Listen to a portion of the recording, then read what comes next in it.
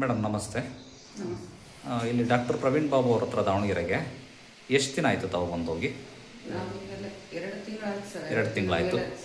ಏನು ಸಮಸ್ಯೆಗೆ ಅಂತ ಬಂದಿದ್ರಿ?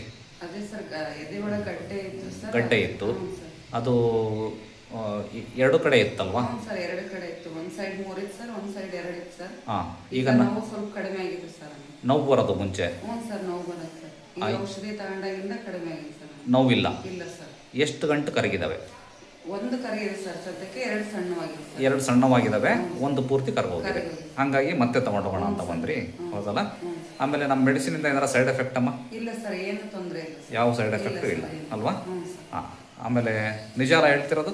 ಹ್ಞೂ ಸರ್, ನಿಜ ಸರ್. ಡಾಕ್ಟರ್ ಲಂಚ ಕೊಟ್ಟು ಈ ಥರ ಹೇಳಿ ಅಂತ ಇಲ್ಲ ಹೇಳ್ತಿದಾರೆ? ಸರ್, ಆ ಥರ ಏನಿಲ್ಲ ಸರ್. ಏನಿಲ್ಲಲ್ಲ? ಇಲ್ಲ ಸರ್. ಹಾಂ. ಓಕೆನಾ. ಹಾಂ. ಒಟ್ಟು ಖುಷಿ ಇದೆಯಲ್ಲ? ಹ್ಞೂ ಸರ್. ನೋವಿಲ್ಲ, ಇಲ್ಲ ಸರ್. ಗಂಟು ಕರಗಿದೆ. ಹ್ಞೂ ಸರ್. ಓಕೆ, ಆರಾಮಾಗಿದ್ದೀರಿ ಈಗ? ಹ್ಞೂ ಸರ್. ಒಳ್ಳೆಯದಾಗಲಿ. Thank you.